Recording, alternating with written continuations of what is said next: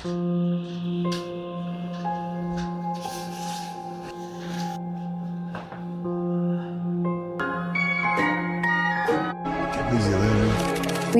yonib ketdi. Menga yordam bersanglar, men juda ham xursand bo'lardim.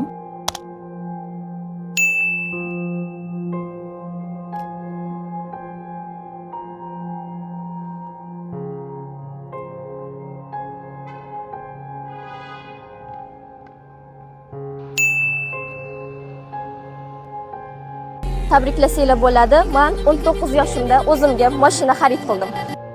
Hozirgi kunda xabaringlar bor, ijtimoiy tarmoqlar orqali har xil sabablarni bahona qilib xalqda mablag' yig'ish holatlari juda ham ko'payib ketdi. Insonlar bilib bilmas yaxshilik qilaman deb o'sha odamlarni rag'batlantirib qo'yganmiz. Shuni hisobiga boshqa haqiqiy yordamga muhtoj insonlar chetda qolib ketib qolyapti. Shu narsani oldini olish maqsadida biz mana 2 yildan beri Ijtimoiy himoya milliy agentligi inson uchun platformasi bilan birga aktiv ishlaymiz.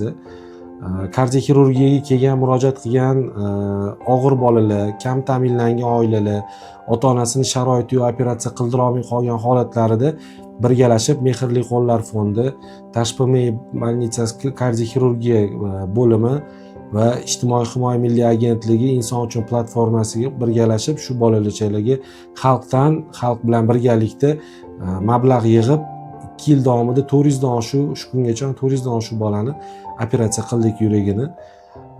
Bu bolalarimizni hammasi soppa-sog' hisoblanadi. Bu bolalarimiz hammasi bizning kelajagimiz. Shuning uchun shunaqa bolachalar yoki shunga o'xshagan bolachalarimiz yoki shunga o'xshagan boshqa yana yordamga muhtoj insonlar chetda qolib ketmasligi uchun xayriya qilayotgan insonlar sizlarda ham ozgina javobgarlik bor. Kimga xayriya qilayotganinglarni, qaysi odamga tashlayotganinglarni yoki qaysi fondga berayotganinglarni o'ylab ko'ringlar. Ochiq oydin ishlaydigan mana o'sha Ijtimoiy himoya agentligi qoshidagi inson uchun platformasiga biz o'zimizni kardioxirurgiya bo'limimiz nomidan, kardioxirurgiya katta brigada jamoamiz nomidan kattakon minnatdorchiligimizni bildiramiz. Shu qilinayotgan har bitta operatsiyada saqlab qolinayotgan har bitta bolamizning hayotida shu insonlarning ham juda ham katta hissasi bor. Ishlaringiz rivoj bersin, sog' bo'linglar. Odamlarga yaxshilik qilishdan charchamaylik.